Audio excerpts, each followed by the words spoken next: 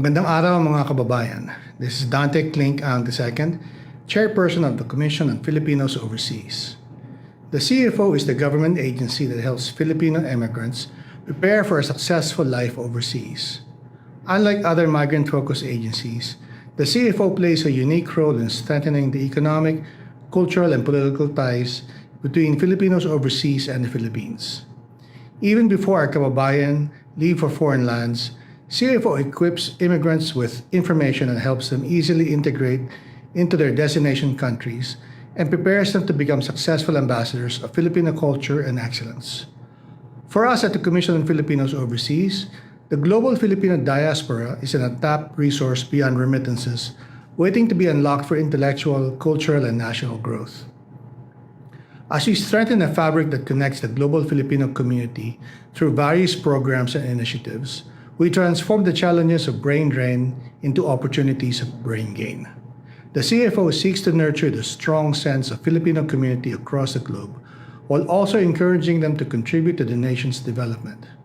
We thank Radyo Pilipinas for giving us this platform to the challenges and triumphs of migration and development.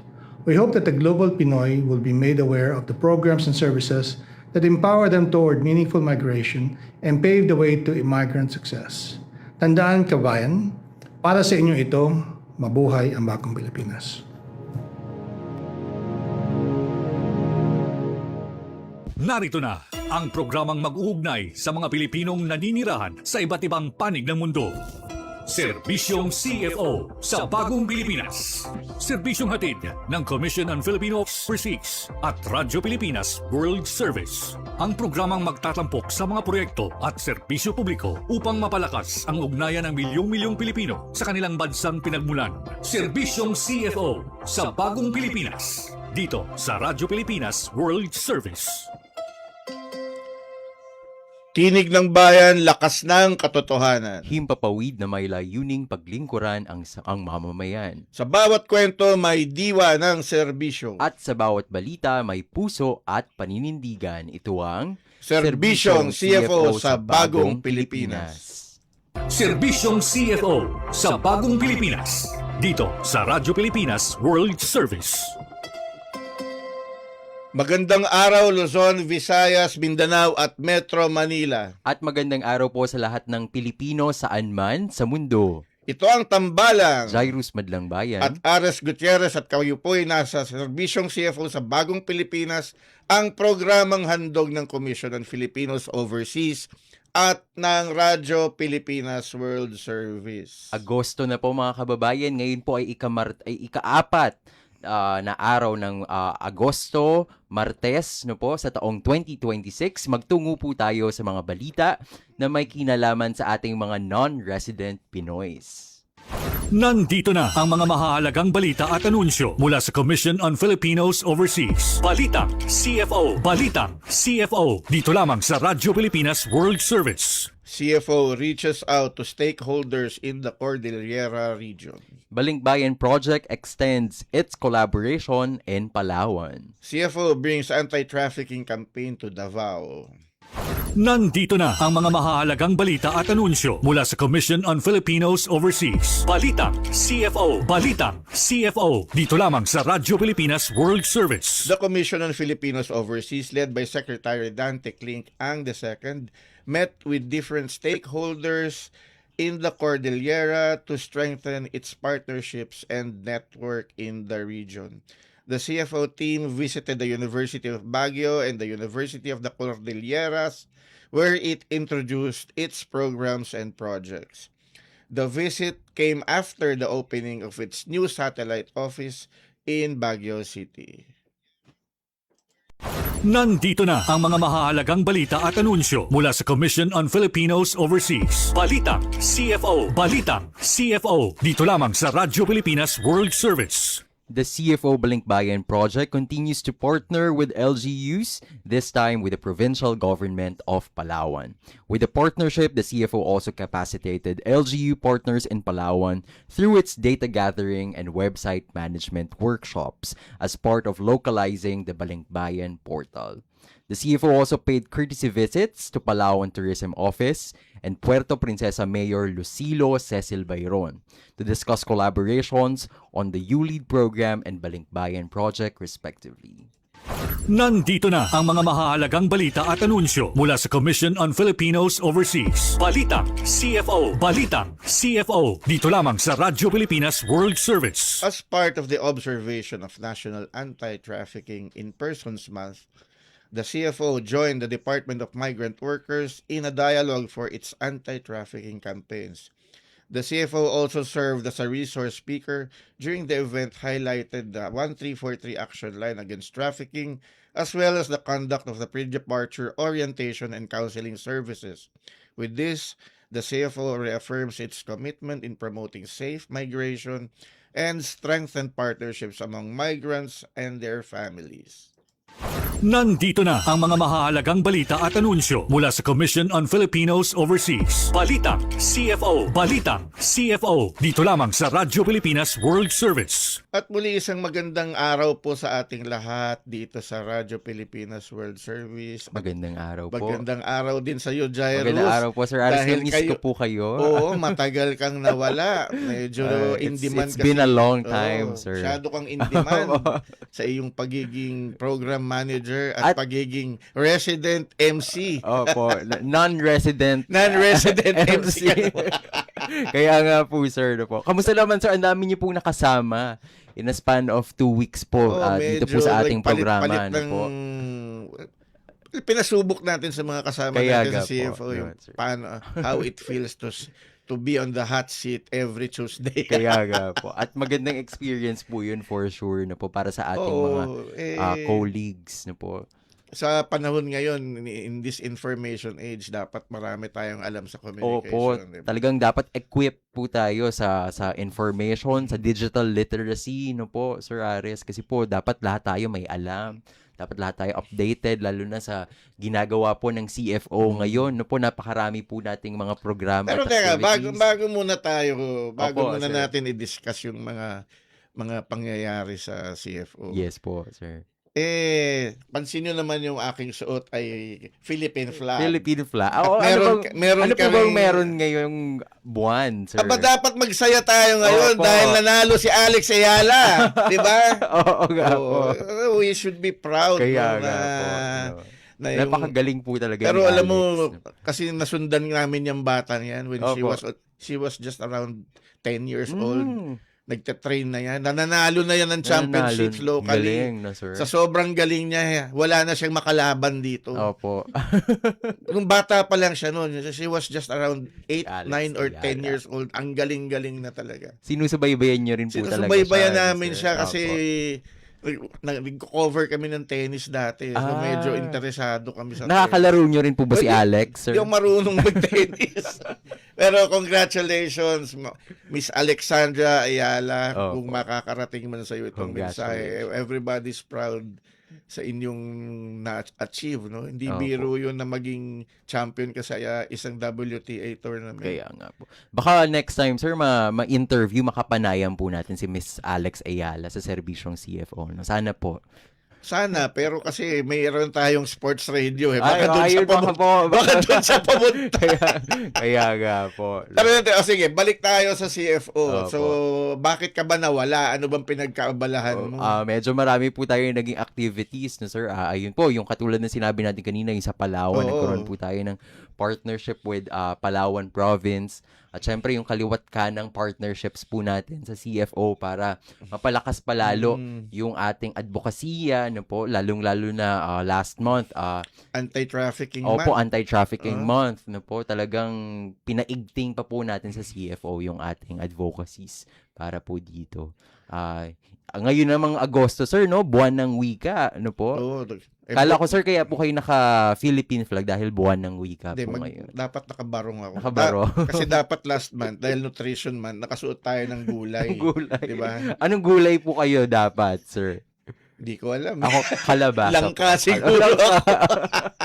Manamis-namis na po. Anyway, yung sa anti-trafficking advocacy Opo. natin sa CFO, hindi lang pala sa CFO, pati yung sa buong makinarya Ayakat ng na po. ng gobyerno. Opo. Napag-usapan itong last itong last commemoration, no, may mga mangilan-ngilang interviews, Opo. hindi lang dito sa Radyo Pilipinas, kundi sa iba't ibang channels din, no. Yung paggamit ng online Ng sa online trafficking, traffic. no. Opo. Nagkaroon tayo ng guest dito from DMW, si Attorney Abang, yung Opo. director ng Migrant Protection Mm. Bureau. Sinabi niya, 60,000 Facebook pages na ang naipasara nila Ay, grabe. na involved sa trafficking. Mm. And marami pang nangyayaring na although puspusan yung kampanya na labanan yung paggamit ng online sa mga illegal na gawain. Opo. Madali naman kasing gumawa ng Kaya nga, page. sir, ano po? So, isara mo yung Mm. isa, may Pwede ka magbubukas pang na 5. mag-replicate ulit. So, Opo. dumadami siya, di ba? Kaya nga po. So, kaya naman may naimbitahan tayong mga panauhin natin ngayong Eksperto, umaga ano po. na ang advocacy nila ay protektahan ang cyberspace. Tama po. Siguro, Jairus, ikaw na ang magpakilala dahil mas matagal mo silang nakabanding sa lobby kaysa sa akin. Talagang napakaganda po, Sir Ares, ng advokasya po ng ating mga panauhin. Oo. Po. Kahit kanina po na nakakapanayan po namin sila. Talagang yung trabaho po at yung advokasya ng ating panauhin, swak na swak po sa gusto nating ipalaganap pa sa CFO dahil napakarami po nating mga kababayan yung nabibiktima talaga ng human trafficking online, no po. Lalong-lalo na ngayon yung paggamit, yung pag-utilize po ng AI na nagagamit na rin po sa lahat masama, AI. no, Sir Ares. Opo. At etong ating mga ekspertong panauhin na po ay talagang bihasa na po sa paggamit at sa pag-educate sa ating mga Pilipino, no po, maging saan man sila sa mundo sa paggamit po, sa tamang paggamit ng digital literacy, ng AI, no po, ng kanilang mga accounts, devices, at kung ano pa man pong nasa online space. Alam ko no? lang gamitin sa AI, gagawa ako ng mga Mga aking meme. interpretation ng mga pangyayari sa Oo nga po. gagawing image. Opo. Pero ayun, sir, makakasama po natin Oo. ngayong araw, no po, sa serbisyong CFO sa Bagong Pilipinas, ang Executive Director at ang Head of Operations and Sustainability and Project Manager ng Cyber Guardians PH. Walang iba kundi sila Mr. Paulo Singal at Miss Marian Pacunana Sangil. Ayun po, Mr. Paulo Sangil and Miss Marian Sangil. Ayun po. Magandang umaga po, Sir Paulo and Ma'am Marian. Magandang umaga po sa ating lahat. Ayan po. Good Ayan po. morning. But, Pero ano ba, alam mo, nung nag-introduce ka, 3 version ng Oo nga apelyido po. nila. Ano ba talaga? para ako, para Sangil po, dapat sangil. Sangil. dapat i-educate na ako, sir, kung paano, ako po ang unang kliyente nila Ma'am Marian and Sir Paulo. Ano po. Pero Sir Paulo and Ma'am Marian, para syempre mas maintindihan pa po lalo ng ating mga tagapakinig kung ano po ba itong Cyber Guardians PH at ang inyong advocacy at mission. Baka pwedeng kayo na po ang mag-introduce sa amin Paliwanag, ito. oo. Ano ba po yung Cyber Guardians PH? Opo. So, ang Cyber Guardians PH po, it's a non-profit organization po. We are an NGO that aims to co-create a digital future where no one is vulnerable. No? Ang goal po natin nito is mabawasan ang mga vulnerable sa different sectors po ng mga Pilipino po. Opo. No? And we aim to do this. Our mission is to transform every home and community into champions of online safety and digital empowerment. Hindi tayo naniniwala na nasa isang ahensya o nasa isang grupo, isang organisasyon ang responsibilidad Opo. para proteksyonan ng mga families natin, Opo. ang communities natin. Naniniwala tayo na lahat tayo may kakayahang gawin yan. At hindi Opo. natin kailangan maging eksperto para magawa yan. Dapat Ang malinaw nagsisimula sa dito is tahanan. you are not in a way connected with the government. NGO po kami. Ah. But we partner. We do have some government partners. Gawa nga po ng ibang projects. Pero yung organization po namin, it's a non-government It's a organization. non-government. And to clarify lang po, no, kami, we're not coming in as the experts. We're coming in as advocates As po talaga. advocates. So we do what we ayun, can. mga And advocates. we work with yung talagang mga experts, no, na sila yung nag-a-advise sa Ah. amin. Pero kayo Ayan po po. ay mga IT professionals? No, actually iba po Hmm. yung aming mga background. Okay. Mm. So very varied po yung yung background namin. Like in my case po, mental health and counseling po yung background ko Mm. talaga. Kayo Pero po ay isang psychologist? I'm working towards getting my license as a guidance counselor. Ah, okay, okay okay. So, po. ayan po. Pero at the same time po, I believe kasi when we're talking about online safety, it especially includes mental health. Yung mental No? health na So, po, yung yeah. Saan po well-being. kayo guidance Well-being. counselor? Sa school or sa industry? Ay, working towards getting my Working license towards. pa lang. Sa So, license pa kakatapos lang. pa lang ng masters. Tapos, Ah, okay, Ay, ang okay. galing. Trying to- We're rooting for you, Sir Paolo. Sige po. Kailangan namin yung mga Opo. ganyang eksperto dahil Sa- alam mo naman siguro yun, sir, no, yung disparity between the number of Opo. mental health professionals and the number of people who Who need. need mental health care. Opo. Kayo, ma'am, ano ba yung background nyo? Naku po, medyo makulay din po yung Ay, background ko, oh, no? sige, I work sige. in sustainability naman po. Mm. So, environmental sustainability, but at the same time, yung advocacy ko po kasi is for farmers, both in urban and Ah. rural areas. So, vulnerable din po sila. Yes. Opo. And they're Of actually course. one of the first groups din na in-approach namin. So, if I may share lang, no, some of the groups that we conduct our AI literacy sessions for are actually agriculturists, and yung ibang agriculturists doon are actually trainers ng ibang mga farmers Mm. before they apply for abroad. Kasi nga, possible na victim sila. So, ngayon, part ng AI Ready ASEAN program, may mga master trainers po kami na agriculturist na sinasama nila yung aming basic online Ni-integrate safety na sa po. kanila. Yes. Are you at Ayun. liberty to disclose your organization na involved sa farmers? Yes naman. Yes. Oo. So, I actually work with Urban Farmers PH. Kung nabalitaan nung iba yung sa BGC po na farm dati, and we're farming in Makati now. And actually, marami pong bagong nangyayari, no? And this one, medyo nagko-connect kasi sometimes he also supports yung advocacy po natin for the Opo. farmers din. So, parang urban gardening Yes. 2.0 tong ginagawa. Oo Parang nga cyber po, farmers oo. na nga po ginagawa namin. Baga, ito yung actual na farm bill. 'Di ba? Kung naalala niyo yung farm bill. Naabutan mo ba yung farm So, bill? it's for your mental health, no, sir? Yung farm bill, na po? Sama din sa mental health din po for the community din na Opo. Naalala ko tuloy dati, naiwanan ko yun, hindi ko nadiligan yung farm bill. Nalanta ang mga crops, Tsaka no, ano sir? po, nagiging target din po kasi sila ng scams. Oo. Bibili Oo. ng mga inputs, seedlings, seeds. Kaya isa rin yun sa mga concerns namin. Actually, meron akong na-encounter niyan a few days ago. Mm.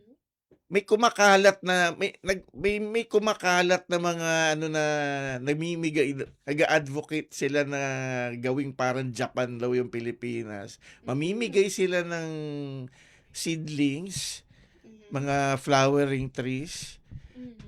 May mga pinapangako silang ganyan, and then ang sinasabi nila, ang gagastusin nyo lang ay shipping. Ayan po, common. Pero ako, duda ko, scam. Yes. Actually, very Opo, common no? po yan. Even dun sa Yeah. sa IP community. Actually, yan. Maliban po sa farmers, we were also able to reach out to an IP community. Mm. Oh. And in fact, yung discussion po na yan, yan din, arise po, ano? no? Yung shipping fee of worth 40,000 pesos. O mga no? oo nga eh. Ganun yung Dami pong nabibiktima. they'll get the the product they're ordering, pero magbabayad sila ng May mga picture sila na nagde-deliver sila ng boxes, no? Boxes of seedlings Opo. daw. Yeah. Ganun. Tapos Anyway, hindi naman pala. connected din naman eh. Kasi di ba you're advocating AI literacy. Yeah. Ito mukhang AI yung yung ginagamit din nila eh, Opo. di ba? Yung mga scammers na yan. Yeah. Yeah. So, ano yung program ninyo sa Cyber Guardian? Ano Alright. yung mga programs ninyo? Yan po. Since we mentioned AI literacy, no, ang Opo. major na project po that Cyber Guardians PH is involved with is the AI Ready ASEAN program. So you partner So, po with the ASEAN Foundation? We are one of the 5 local implementing partners of this nationwide AI literacy initiative. Mm. Kasi technically, ito pong AI Ready ASEAN program targets 5.5 million beneficiaries across the ASEAN member countries. So nag-work And- din talaga kayo with the government, no po? So, Yes. Opo, we have Because of the partnerships po. rollout nitong program na to sa bansa natin, Opo. ang target ay 1.5 million Filipinos Mm. and 320,000 sa Cyber Guardians PH. We were able to partner up with, fortunately, with the Department of Education as well. Mm. Kaya yung na-mention po ni President BBM sa SONA niya na 1.8 million AI literacy beneficiaries po, training beneficiaries. 320,000 po doon ay Galing sa po sa organization inyo. po Ang namin. galing. Okay. So it's youth, parents, and educators. Opo. No? Pero when it comes to our non-resident Filipinos, to our Filipinos po who migrated abroad, papaano naman po natin sila natutulungan sa serbisyo po na pwedeng ibigay ng Cyber Guardians PH, especially now po that your organization po really advocates for AI literacy, no po, sa mga ganitong pagkakataon na maraming laganap yung scamming, yung Yes abuse, yung trafficking. Paano po natin sila pwedeng matulungan? Actually, isa po sila sa tina-target namin talaga na groups from the start of this program. Opo. Kasi nga po, they are one of the most vulnerable groups when it comes to online scams and online harms in general. And it's not just them, it's even their families. Kasi Yes. they're always online to communicate with their families who are here in the Philippines, diba? So, one of the things that we've been really trying to push for is more, not just AI literacy, but also digital literacy, Opo. online safety for them.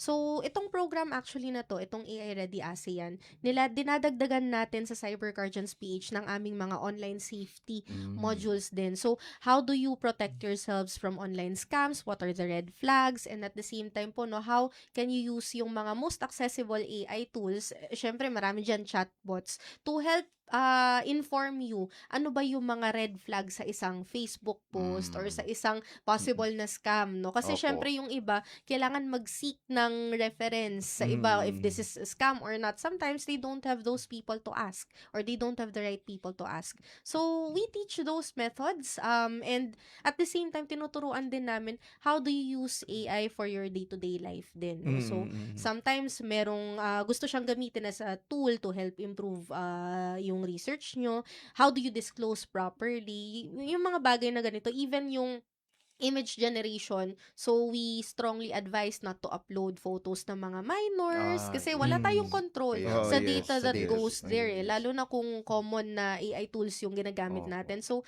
di ba, ang dami niyan yung mga memes ng, oh, you take a photo of yourself and then ask AI to generate a cartoon version of yourself. So, it's all fun and games until someone would use it for, well, not so good purposes, no? So, yun yung mga things that we warn them against. And at the same time, yung scams nga. And we are seeing na magkakaroon pa ng increase, no? In the coming years ng mga AI-generated na images, documents, and it would pass a desk check nga eh. Opo. Kasi mukha siyang sobrang official. Minsan gumagamit pa nga ng logos ng government Yes, agencies yes, or yes. the face of certain government officials na pinang-promote ng mga illegal gambling, for example, or scams like cryptocurrency scams, no? So, these are some of the things na na-encounter nila. Tapos, yung mga naiiwan naman na family, especially kung may mga minors, ganyan, it's a challenge din kasi may mga groomers that use AI-generated yes. photos, for example, to make them believe na ka-age Ka-age lang nila nila. yung kausap Ah. nila, no? There are so many things. Napakadelikado. no? Oo, sa seniors, sometimes love scams or religious nga. Meron nga sinasabi, may pirma daw ni Pope, ganito, ganyan-ganyan. Diba? Tapos Madaling May magbabayad autograph. lang daw ng, magbabayad lang daw ng shipping fee for certain items. So, ito, no, ang daming nagiging challenges. Kaya we really want to push for AI literacy but also online safety education for migrants, for Filipinos who are abroad, lalo na hindi nila nakikita sometimes, no, yung actual na nangyayari dito sa Philippines. And it Opo. would be so easy to target them. Kaya nga, gusto natin talagang makarating. And we do these programs online. Opo. So, meron kami, di ba, may mga hybrid natin na sessions. So, nagkaroon nga kami ng mga sessions, if I may mention, Yes, yung yes. partnership with IACAT, no? Meron din kaming naging sessions with them. One is on anti-illegal recruitment. Oo, what to watch out for. And then yung pangalawa naman is for the frontliners, what not to put on your common AI tools, no? Yes. Yan. And baka you might want to add? Yeah. So, yan. So, yun nga po, we're very flexible naman whenever we're conducting these sessions. And Yes, sir. this AI Ready ASEAN program is just one. And Opo. we are hoping to revamp pa. Opo. As we've shared kanina, no, sa conversation natin, na we are also revamping Revamping.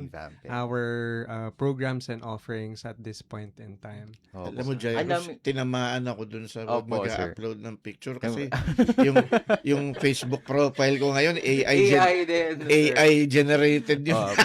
Pero at least, Ginawang cartoon. at least po may natutunan po tayo, no, sir? Ano po? Oo nga eh. Kaya parang ano din po siya, na-realize ko nga rin po while nagsasalita po sila Ma'am Marian and Sir Paulo na even tayong mga nasa workplace na po, us frontline implementors of for our constituents, dapat talaga ma-equip din po tayo Yes, muna oo. lalo nitong mga knowledge about AI use, no po, AI literacy. Kasi tayo din po ang nagbibigay sa kanila ng information no po, nung kanila magiging buhay after nila mag-migrate sa Pilipinas. Kaya parang saan naman lang ma-invite po siguro natin ang Cyber Guardians PH, CFO office na po, Yes. para makapag-conduct tayo ng kahit munting training man lang po for our CFO employees. Actually, no, maganda sir? yung advocacy ni Cyber Guardian na ano eh. Opo. Parang gumawa rin kayo sa PMD nung katulad nung ginagawa nyo sa Peso Sales. Opo. no, Aside sir? from financial literacy, May mga digital literacy naman, opo. di ba? Kaya nga po. Maganda nga po kahit yung mga trainers po mismo, yung ating matrain. Kasi Matrain, no ang po. maganda po nun, kasama na talaga siya sa buong program. So that's something that we're Ma-implement really sa pushing module, for. no po? Yes, Opo. yes. Pero alam mo, Galing. Jairus, naalala mo nung nagkaroon tayo ng training sa Tagaytay, yung Opo, yung mga media Yes, sir. media persons na nagko-cover sa Opo. CFO. Mayroon tayong mga speakers doon na mga university University professors. professors. Alam mo, going back to Manila, kami yung magkakasama eh. Opo. At saka yung kausap ko the other day na na mga professors din ng college. Ang laking sakit ng ulo at problema ngayon sa academe, yung AI. Yung AI po Kasi talaga, no? biglang dumami ang gagaling magsulat. Ayan nga po yung mga proper disclosure po nung process, no? And I Oo. think there are some organizations sa academe or mga schools, universities that are coming up with their guidelines, no? Kasi if you go with straight ban, parang ano lang yan paggamit ng phone, ng calculator, Oo, kailangan hindi declare. pwede. Hindi pwedeng Opo. total ban So, kasi ang mangyayari, may mga gagamit na tago lang nila. So, right now, and even in the workplace, no, ginagamit naman talaga yung Oo, AI oo. ngayon. So, much better, proper education on how to use it responsibly, Oo. ethically. So, isa sa mga pinupush din namin is declaring, if not the process of paano pinramp, ano yung mga AI tools na ginamit to generate certain things. And of course, always keeping yung human in the loop framework, no? Opo. Wherein laging may tao na nagche-check whatever the output of AI, dapat chine-check pa rin nila para maiwasan naman natin yung mga, dear, insert your name here. Diba? Kaya nga po. No? meron may nahuli kami diyan ito lang Friday Opo, yata sir. Ang haba-haba ng sinulat, no? Pinost pa sa Facebook. Haba-haba ng sinulat pagdating sa dulo. Do you want to make this Ikliin, sir. Opo. Actually, yun nga din po. Hindi man lang na proofread, sir. No Kaya po. ini-emphasize natin yung how AI works, no, dun sa Oo. mga Opo. sessions natin, and yung communication na ano lang ba na if AI works on machine learning, let's not forget that machine learning comes from human Human. intelligence. Opo. So, kaya laging meron tayong presence, no, and ang usual word ko nga is intentionality. Whenever we're trying to develop an AI tool or we are an end user in that Opo. process. Hindi naman sa pag-avoid, no po, sa babaliwala na talaga ng paggamit ng AI, but more of yung sa tamang paggamit, no po, natin bilang mga digital users. Kasi sa mga seminars din natatanong kami diyan yung sa mga Opo, journalism seminars. workshops. Kung ano ba yung take ng mga practitioners sa AI kasi there was a time na parang ang mindset is dinidemonize ang AI. Opo. Yeah. Pero AI is a tool, di ba? Oh, it should be para lang din yung Facebook. Para din yung Facebook, di ba? Bakit mo na-invento yung Facebook? For Opo. networking, no? Para so do you get to meet your long lost friends and connect yourself. Kaso na-weaponize. Kaya nga. So parang ganun ba yung nakikita yung nangyayari sa AI ngayon? Actually, if we may share, no, very insightful po kasi yung interview namin. If pwede ko lang i-mention, no, nung isang president ng Masaka, IP group siya, located in San Isidro, Antipolo. Sabi niya, actually, yung AI, sa Manila kasi ang perception natin, di ba, for academic, it's a threat to the academic community, sa mga students, kasi hindi na nag-iisip. Pero actually, for the parents there, he shared with us that AI can actually help them, especially yung mga anak nila, kasi yung mga parents daw, yung iba sa kanila, hindi naman nakalampas ng grade 5 and their kids are in high school na may mga opportunities that they didn't have before, no? And AI actually helps them find sources or information na maging mas accessible doon sa Opo. mga kabataan sa area nila, kasi hindi naman the same yung resources that they had compared to the parents, I guess, that are in our cities, no, na mas may access to education. So it's also a tool that can do a lot of Beneficial po. good. Kailangan lang ng guidelines in the same way na we use online articles, 'di ba, nung mga medyo nauuso yung mga digital media. How do we cite them? How do we give proper attribution? I think Opo. these are the things that we need to talk about, setting proper guidelines. And I think there are organizations po na yun ang nagiging topic lately, no? Especially yung mga university organizations, they are working or they already have some guidelines on it. Pero it should be the same for research, for media even. Kasi we cannot really say na totally don't use it, no? I think it's the same with having calculators, phones, the internet, social media. So we have to really just prepare for it. Oo. Kasi there is a knee-jerk reaction na yun nga yung na-mention nyo kanina na word na demonize. Opo. That once you encounter something that you're not fully aware of or you haven't fully understood yet, may takot. And kapag may takot, the tendency is to close up, no? To shy away from learning. Iban nyo yan, tanggalin nyo yan, huwag kang gumamit yan, anak. Diba? Parang ganun. Yung generation ng 90s yan na kaka-cellphone mo yan, kaka-computer mo yan. Yung ganun na no? Pero what we're trying to encourage is a more open relationship doon sa family members natin when it comes to discussing about these things. Because if you have an open mind, an open heart, and an open hands, no, to try to actually learn, you get better chances of being able to protect yourself. Opo. Kasi you know what's going on dito sa tool na ginagamit mo. So, yun.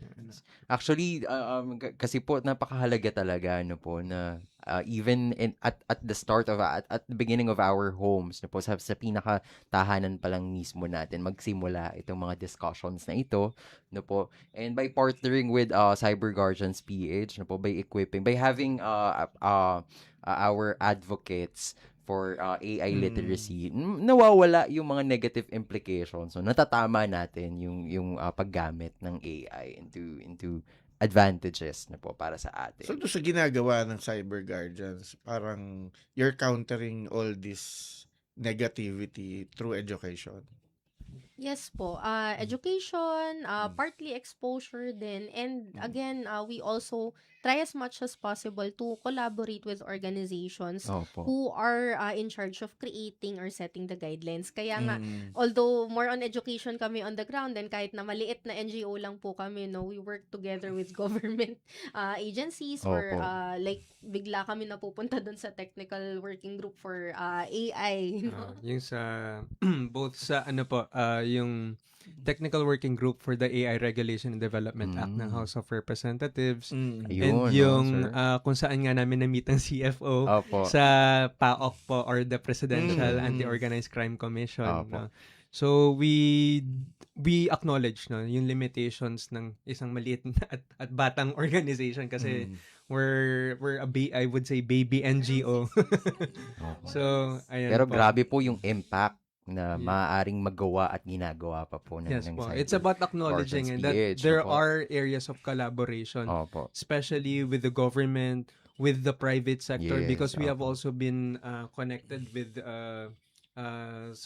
certain entities po na sa private Opo. sector po. Nag-message nga po sa akin Actually, si Na-align din yan. Kaka-message nga lang po sa akin ni Attorney Jade na po. Ang sabi niya po ay pinaplano na po pala, ni-workout na po pala natin yung pag-conduct ng AI literacy workshop for our CFO personnel na po. Para nang sa ganun, tayo po sa CFO mismo na po, before of course conducting pre-departure orientation seminars, guidance counseling to our constituents, no po, sana ma-equip and ma-integrate man lang natin, no po, yung mahalagang paksa ng paggamit ng AI, no po, para sa ating mga Yun nga, constituents. Yes digital po. literacy talaga. Opo, ang digital literacy. kailangan eh. Kasi lahat tayo ngayon may mga cellphone, kahit mga bata, no sir? So, They're all free to take advantage of AI kahit sa, yes. 'di ba, may internet connection ka, ang dami mo na pong pwedeng ma-access na po, Ma'am Marian. And it's not necessarily a bad thing, no? But Opo. of course, kailangan prepared natin sila in as much as sa mga bahay natin,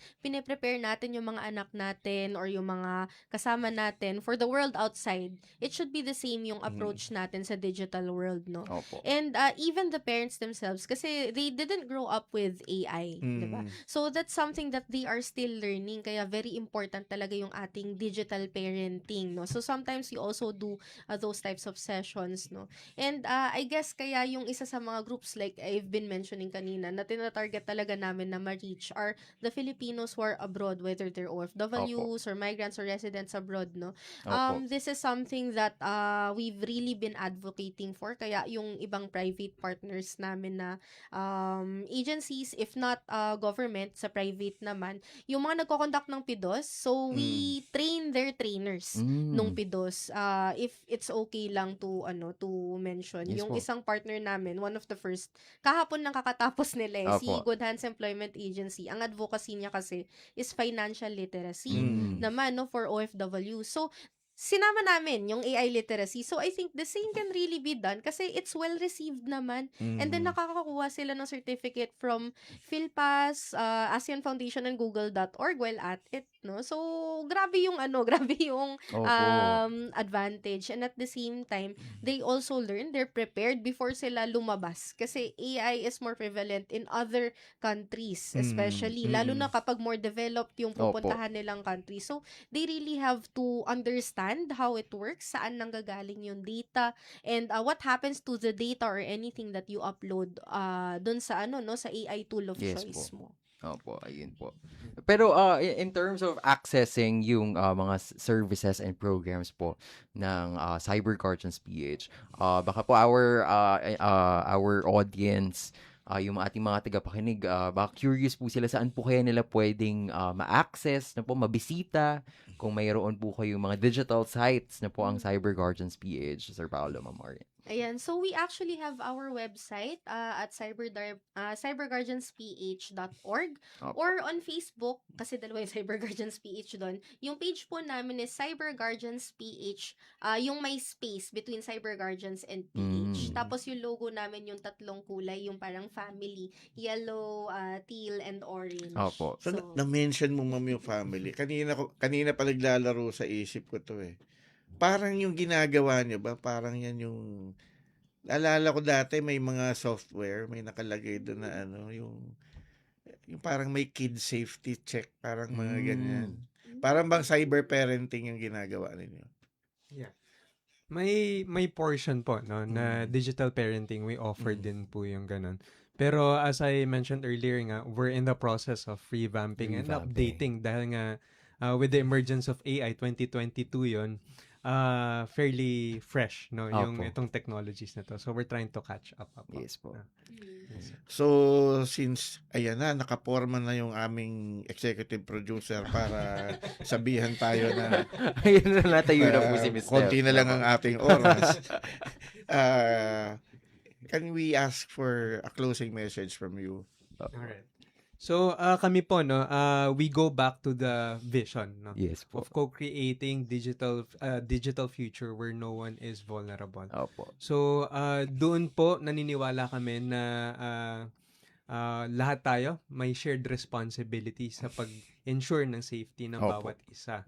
And it only takes one step forward, a private message, no, to our yun na mention na socials, no, to help co-create this digital future with us po.